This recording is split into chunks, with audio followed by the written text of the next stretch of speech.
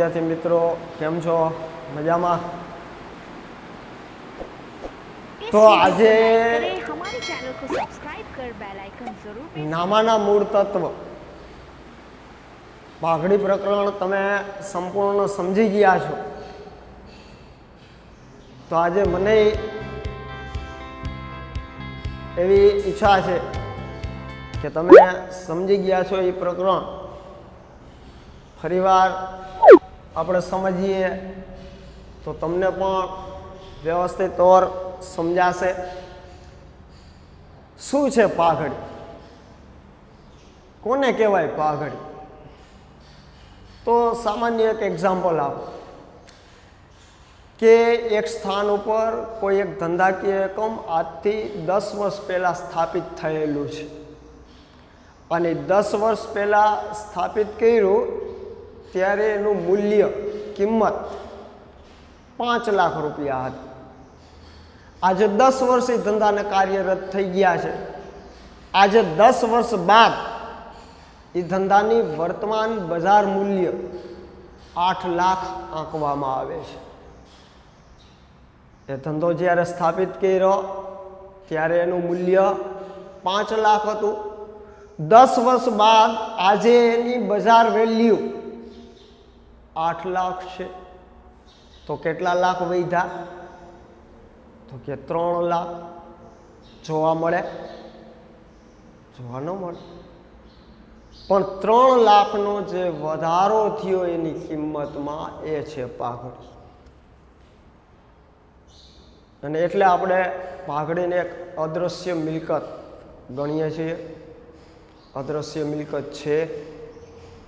बिन चालू मिलकतोना मथाळा हेठळ अदृश्य मिलकत तरीके दर्शावीए छीए। पाका सर्वेમાં मिलकत लेणा बाजू। तो हवे एक्जाम्पल उपरथी ज ख्याल आवी गयो के पाघड़ी कोने कहेवाय। तो कही सके धंधानी प्रतिष्ठाનું मूल्य दर्शावती एक अदृश्य मिलकत एटले पाघड़ी। कोईपण धंधाकीय एकम में पाघड़ी छे के नहीं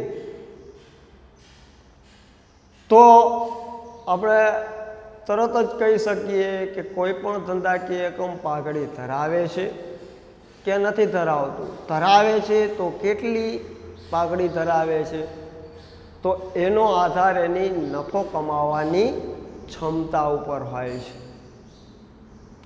हवे कोईपण धंधानी नफो कमावानी क्षमतानो आधार घणा बधा परिबळो उपर होय। तमारा पुस्तकनी अंदर 6 परिबळो आप्या छे के पाघड़ीना मूल्यांकनने असर करता परिबळो। आ वर्षे पाघड़ीना दाखलाना अथवामां प्रश्न पण हशे। जेने दाखलो न गणो होय तो अथवामां प्रश्न हशे पाघड़ीना मूल्यांकन ने असर करता परिबळो समजावो। तो पाठ्यपुस्तक में 6 एवा आप्या छे। आपणे लखीए के कोईपण धंधाकीय एकम में पाघड़ी छे के नहीं अने छे तो केटली छे एनो आधार अमुक महत्वना एवा पुस्तकनी अंदर 6 परिबळो दर्शाव्या छे। महत्वना एवा केना उपरथी नक्की थई सके के पाघड़ी छे के नहीं अने छे तो केटली छे। तो आ परिबळो आप्या छे। एक आप्युं छे धंधानुं स्वरूप। धंधो जे छे एनुं स्वरूप, नफो कमावानी क्षमता केटली छे। बीजू आप्युं छे धंधानुं स्थान। स्थान एटले स्थळ। धंधो कया विस्तारमां स्थापित छे। दाखला तरीके जे मेन बजार छे ए बजारनी अंदर स्थापित धंधो होय अने मेन बजार सिवाय ना स्थान पर धंधो स्थापित होय तो आपणे समझी सकीए ने कि क्या धंधानुं मूल्य वधु होय। तो कि जे मेन बजारनी अंदर धंधो छे एनी किंमत वधु होय तो ए धंधामां पाघड़ी छे। ધંધાના વર્ષ, કોઈ ધંધો 10 વર્ષ પહેલાં સ્થાપિત કરાયેલો છે અને કોઈ ધંધાકીય એકમ વર્તમાન સમયે સ્થાપિત કરવામાં આવે છે, તો કયા ધંધામાં પાઘડી હોઈ શકે? તો કે જે ધંધો જૂનો છે, અમુક વર્ષોથી સ્થાપિત છે, એમાં જ હોઈ શકે. બજાર સ્થિતિ, જે તે બજારકીય સ્થિતિ છે.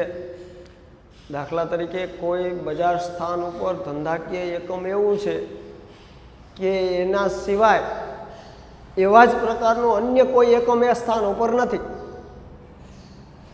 તો મતલબ કે હરીફ એકમો ન હોય તો એ ધંધાની વેલ્યુ વધુ હોય.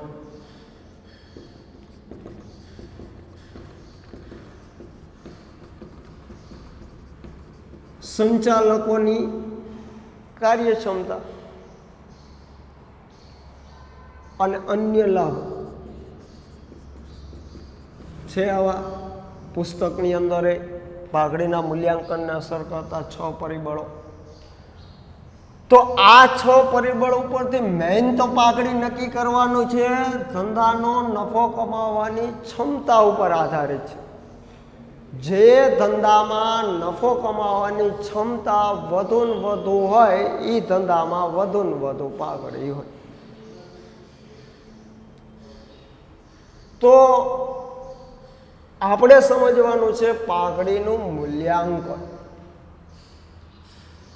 ભાગીદારી પેઢી હોય કે કંપની સ્વરૂપ હોય, પેઢીએ ક્યારે પાઘડીનું મૂલ્યાંકન કરવાની જરૂરિયાત ઉદ્ભવે,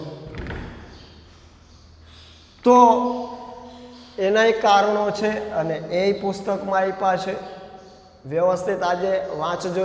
સમજી લીધા પછી તો પેઢીમાં ક્યારે ક્યારે પાઘડીનું મૂલ્યાંકન કરવાની જરૂરિયાત ઉદ્ભવે છે.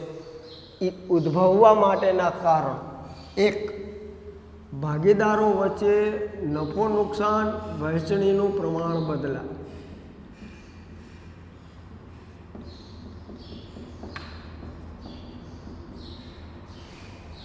હવે તો તમે સમજો છો કે આમ તો કોઈ પણ ભાગીદારી પેઢી ઓછામાં ઓછા 2 સભ્યો અને વધુમાં વધુ 50.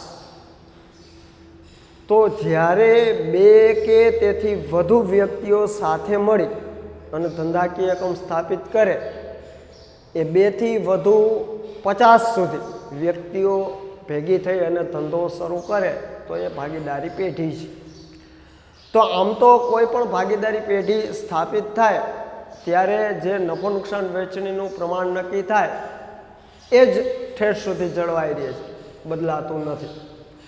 પરંતુ અમુક કારણોસર કોઈ ભાગીદાર ધંધાનું સંચાલન સંભાળ્યું હોય અને કોઈ પણ બીમારીના કારણે કે અન્ય કોઈ કારણોસર એ સંચાલન કરી શકે એમ ન હોય, તો ત્યારે નફો નુકસાન વહેંચણીનું પ્રમાણ બદલાય છે. કોઈ નવા ભાગીદારનો પ્રવેશ થતો હોય, કોઈ ભાગીદાર નિવૃત્ત થતો હોય, કોઈ ભાગીદારનું મૃત્યુ થતું હોય, પેઢીનું કંપનીમાં રૂપાંતર થતું હોય કે પેઢીનું સંયોજન થતું, જો એ પણ 6 જ કારણો છે. આ સમયે પેઢીની જરૂરિયાત ઉદ્ભવે છે કે પાઘડીનું પુનઃમૂલ્યાંકન કરો. હવે તમે એ સમજો છો પુનઃમૂલ્યાંકન એટલે શું? તો કે પેઢીની જેટલી મિલકતો અને દેવાઓ છે એની ફેર આંકણી, આને કહેવાય પુનઃમૂલ્યાંકન. મિલકતો અને દેવાઓની ફેર આંકણી. તો પાઘડી એ મિલકત જ છે. કેવી છે? અદૃશ્ય. તો એટલા માટે પાઘડીનું મૂલ્યાંકન થાય છે આ સમયે. તો નફો નુકસાન વહેંચણીનું પ્રમાણ બદલાય ત્યારે પેઢીએ પાઘડીનું મૂલ્યાંકન કરવાની જરૂરિયાત રહે છે. કોઈ નવા ભાગીદારને પેઢીમાં પ્રવેશ આપવામાં આવે તો ત્યારે પાઘડીનું મૂલ્યાંકન કરવાની જરૂરી છે. કોઈ ચાલુ ભાગીદાર નિવૃત્ત થતો હોય અથવા તો મૃત્યુ થતું હોય તો પણ મૂલ્યાંકન કરવાની જરૂરી છે. અથવા તો પેઢીનું કંપનીમાં રૂપાંતર થતું હોય તો પણ પાઘડીનું મૂલ્યાંકન કરવાની જરૂરી છે. અથવા તો પેઢી વચ્ચે જોડાણ થાય, સંયોજન થાય તો પણ. હવે આ સમયે મિત્રો જે પેઢી પાઘડીનું મૂલ્યાંકન કરે છે એ મૂલ્યાંકન કરવાની રીતોય 4 છે. કેટલી રીતો છે?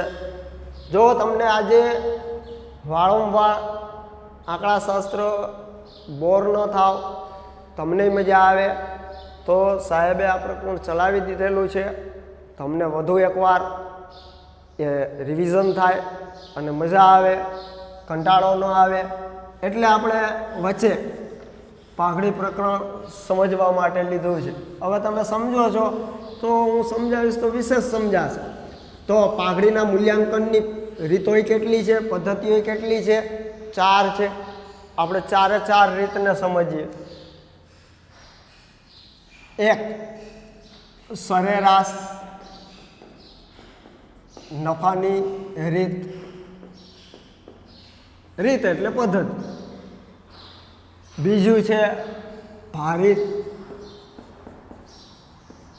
સરેરાશ નફાની રીત.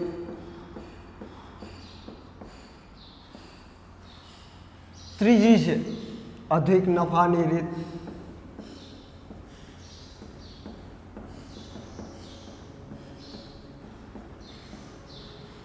અને ચોથી છે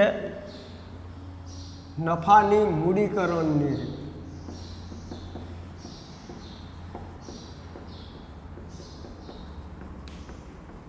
એટલે મૂડીકૃત નફાની રીત. મૂડીકરણ એટલે મૂડીકૃત નફાની રીત છે. આ 4 હવે જો આજે આપણે આ 4 રીતના હું એટલા માટે એકી સાથે આપું છું કે તમે ગણી ચૂક્યા છો આખું પ્રકરણ, તો હવે સૂત્ર ગોખવાના નથી. એટલા માટે તમને માઇન્ડની અંદર સમજાય એટલે આપણે 4 રીત એકી સાથે અહીંયા બ્લેકબોર્ડ ઉપર લીધી છે. તો હવે સરેરાશ નફાની રીત અને ભારિત સરેરાશ નફાની રીત, જો બેયમાં સરેરાશ શબ્દ છે તો આ 2 રીત છે સરેરાશ નફાની રીતના પ્રકાર છે. 1 સાદી સરેરાશ અને 2 ભારિત સરેરાશ. આપણે એની ચર્ચા કરીએ. આજ સંપૂર્ણ એટલે સૂત્ર ગોખવાની જરૂર નથી. તો સરેરાશ નફાની રીત, તો આપણે તમે દાખલા ગણ્યા તો આમાં જરૂરિયાત રહીએ પહેલાં સરેરાશ નફો શોધવો પડે. કુલ નફો છેદમાં વર્ષોની સંખ્યા.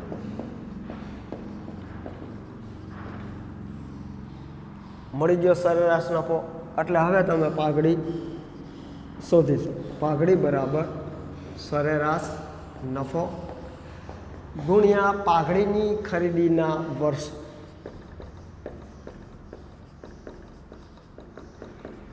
એટલે મળી ગઈ પાઘડી.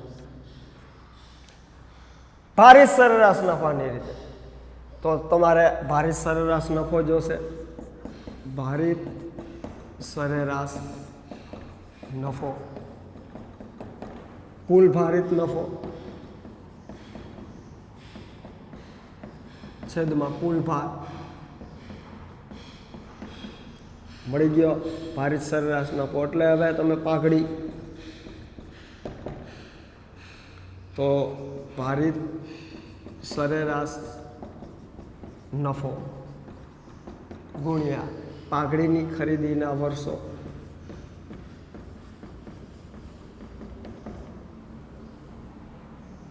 મળી ગયો.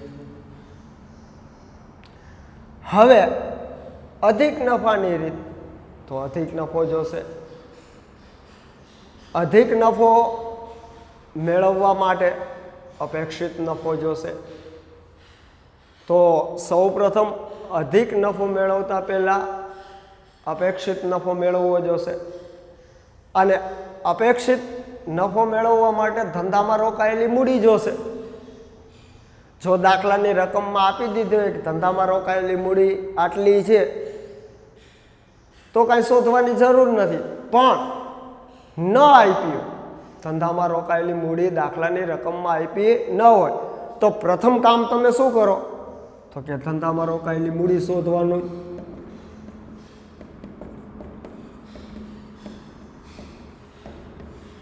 કઈ રીતે શોધશો તો કે કુલ મિલકતો બાદ કુલ દેવા. આ કુલ મિલકતોમાંથી કુલ દેવા બાદ કરી નાખવાનું, ધંધામાં રોકાયેલી મૂડી મળી. જો આપેલી હોય દાખલાની રકમમાં તો કાંઈ શોધવાની છે ન આપી તો આ રીતે શોધીશું ધંધામાં રોકાયેલી મૂડી. હવે અપેક્ષિત નફો શોધીશું.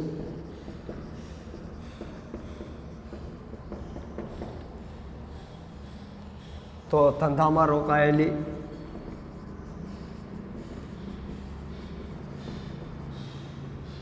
મૂડી ગુણ્યા અપેક્ષિત વળતરનો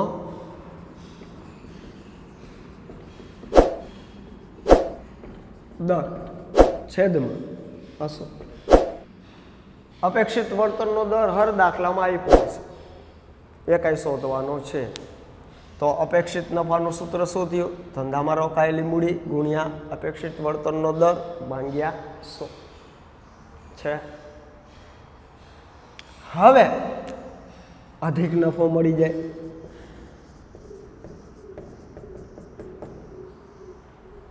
તો સરેરાશ નફો માઇનસ અપેક્ષિત નફો.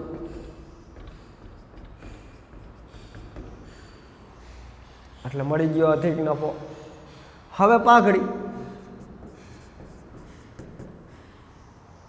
તો અધિક નફો ગુણ્યા પાઘડીની ખરીદીના વર્ષો.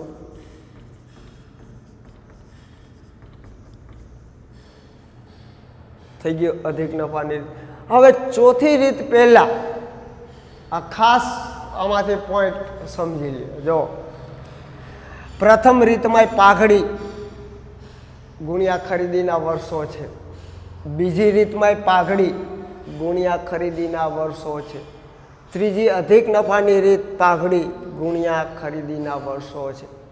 તો આ ત્રણેય રીતમાં પાઘડીના સૂત્રમાં ખરીદીના વર્ષો આવશે, ચોથી રીતમાં નહીં આવે. હવે અહીં એ સમજી લ્યો. જો મેં સરેરાશ નફા બે પ્રકારના, સરેરાશ નફાની રીત ને ભારિત સરેરાશ નફાની રીત. આ સરેરાશ જ. તો અધિક નફામાં સરેરાશ નફો જોહે. તો સરેરાશ નફો અધિક નફાની રીતમાં કયો શોધવો? આ સરેરાશ નફો કે આ સરેરાશ નફો? તો ખાસ અહીંયા સમજી લ્યો. સૌ પ્રથમ તમે દાખલા ગણ્યા છે એટલે સમજજો જ વ્યવસ્થિત, કે જેથી કરીને સૂત્ર ગોખવાની જરૂર ન હોય. સૌ પ્રથમ તો તમે આ સમજી ગયા છો કે પાઘડી ગણવા માટે જે દાખલાની રકમ આપી છે એનું પહેલું જ તમારે એ જોવાનું કે વર્ષો ચડતા ક્રમમાં આપ્યા છે કે નહીં. દાખલા તરીકે આમ આપ્યું હોય વર્ષ અને નફો રૂપિયા 2010, 2009, 2011 60,000, 40,000, 80,000. તો જો અહીંયા વર્ષ આપ્યા છે 2010, પછી 9 ને પછી 11. તો એનો મતલબ કે તમારે જવાબ વહીમાં આ વર્ષ ચડતા ક્રમમાં પહેલાં ગોઠવવાના. રો વાઇઝ આપ્યા છે એ જવાબ વહીમાં તમે કોલમ વાઇઝ ગોઠવશો તો પ્રથમ આવશે 2009 અને એનો નફો રૂપિયા કેટલો છે? 40,000. પછી આવશે 2010 60,000 અને પછી આવશે 2011.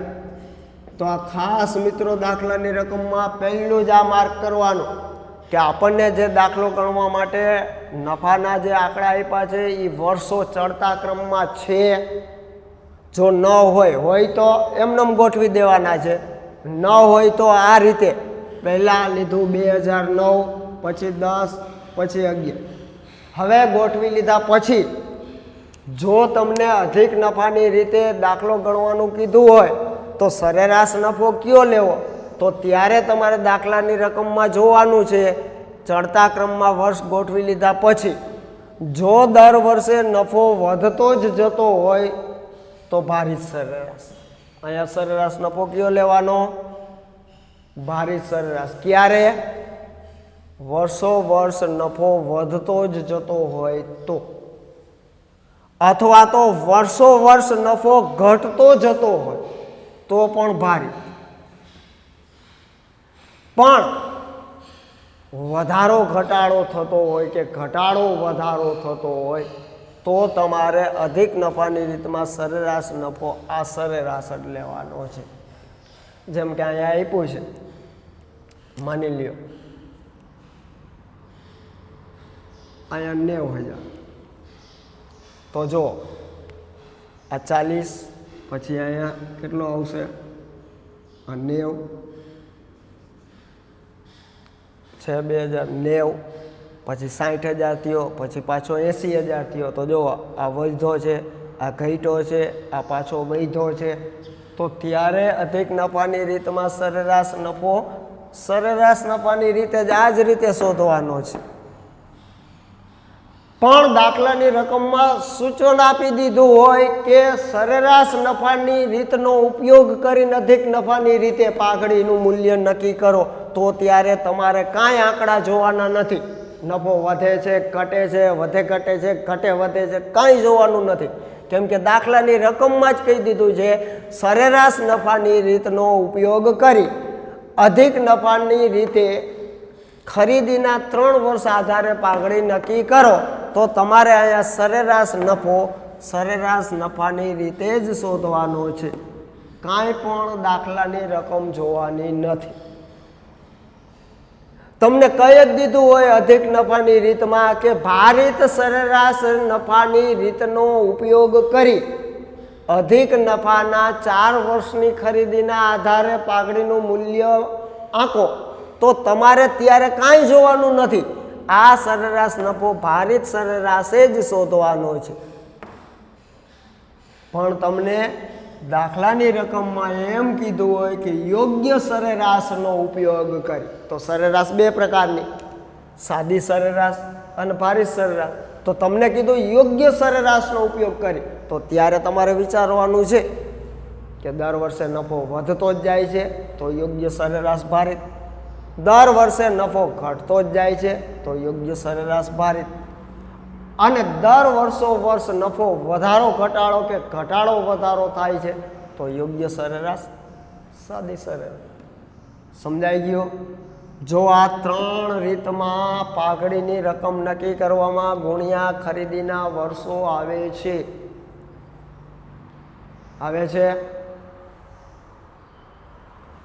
અને ચોથી રીતમાં ખરીદીના વર્ષો આવશે નહીં.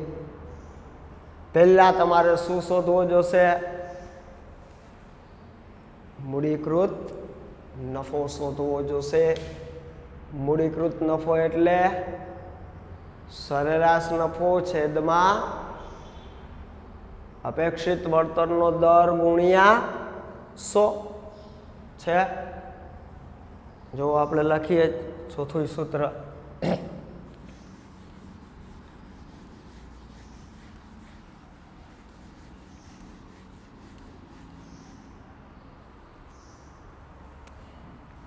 આ મૂડીકૃત નફો બરાબર મૂડીકૃત નફો બરાબર સરેરાશ નફો છેદમાં અપેક્ષિત વળતરનો દર ગુણ્યા 100. અહીં સરેરાશ નફો, કાંઈ સૂચના ન હોય તો તમારે રકમ જોવાની છે. હર વર્ષના નફાના આંકડાને તપાસવાના છે. હર વર્ષ જો ચડતા ક્રમમાં ન આપ્યો હોય તો પહેલાં ગોઠવી લેવાના છે. પછી જોવાનું છે કે દર વર્ષે નફો વધતો જ જાય છે, દર વર્ષે નફો ઘટતો જ જાય છે, તો તમારે ભારિત સરેરાશ નફો, અને જો વધારો ઘટાડો થતો હોય તો સરેરાશ નફો. તો સરેરાશ નફો અને ભારિત સરેરાશ નફો જેમ આ બે રીતમાં શોધીએ છીએ એ જ રીત. જો નફો દર વર્ષે વધતો ઘટતો હોય તો સરેરાશ નફો એટલે કુલ નફો છે એમાં વર્ષોની સંખ્યા મળી જશે. અને જો દર વર્ષે નફો વધતો જ હોય તો કુલ ભારિત નફો છે એમાં કુલ ભાર મળી જાય. તો મૂડીકૃત નફો. અને હવે અહીંયા પાઘડીનું સૂત્ર બદલે છે. આમાં જુઓ ત્રણેયમાં ગુણ્યા ખરીદીના વર્ષો ગુણ્યા ખરીદીના વર્ષો ગુણ્યા ખરીદીના વર્ષો. અહીંયા મૂડીકૃત નફાને ધંધામાં રોકાયેલી મૂડી સાથે તોલવાની છે અને પાઘડી નક્કી કરવાની છે કે મૂડીકૃત નફો કેટલો. સમજાય છે? તો તમે ચારે ચાર રીતના દાખલા શીખી ગયા છો. હવે ખાસ આમાં ધ્યાન એ રાખજો કે સરેરાશ નફાની કે ભારિત સરેરાશ નફાની રીતમાં યોગ્ય સરેરાશનો ઉપયોગ કરી અને પાઘડીનું મૂલ્ય નક્કી કરો. યોગ્ય સરેરાશ.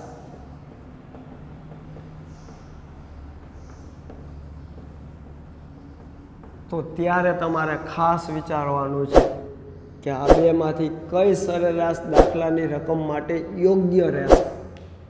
તો ત્યારે મેં સૂચન આપ્યું એ પ્રમાણે તમારે નફાના આંકડા કોલમ વાઇઝ ગોઠવવાના, પછી જોવાના કે દર વર્ષે નફો વધતો જ જાય છે કે ઘટતો જ જાય છે. તો તમારે ત્યારે વધતો જ જતો હોય કે ઘટતો જ જતો હોય તો યોગ્ય સરેરાશ આ, અને વધઘટ થતી હોય ઘટ વધ થતી હોય તો આ. પછી આ જ રીતે આ બે રીતમાં પણ આ જ રીતે અહીંયા સરેરાશ નફો અહીંયા સરેરાશ નફો તો આ જ રીતે. જો તમને સ્પષ્ટ દાખલાની રકમમાં સૂચના હોય કે સરેરાશ નફાની રીત જ તો સરેરાશ નફાની રીત બે. જો તમને સૂચના હોય કે ભારિત સરેરાશની રીત જ તો બેમાં ભારિત. પણ સૂચના ન હોય તો ત્યારે તમારે ખાસ આ બેમાંથી એક રીત લેવાની છે. અને એ મેં સમજાવ્યું એ પ્રમાણે. તો તમારે જોવાનું કે વર્ષો વર્ષ નફાના આંકડા વધે છે ઘટે છે તો આ બે જગ્યાએ ભારિત લઈ લેવાનું. કી સરેરાશ નફો તો કે ભારિત, અને વધઘટ કે ઘટ વધ થતી હોય તો સરેરાશ. આ બે જગ્યાએ સરેરાશ નફો. થઈ ગયા ચારે ચાર સૂત્રો.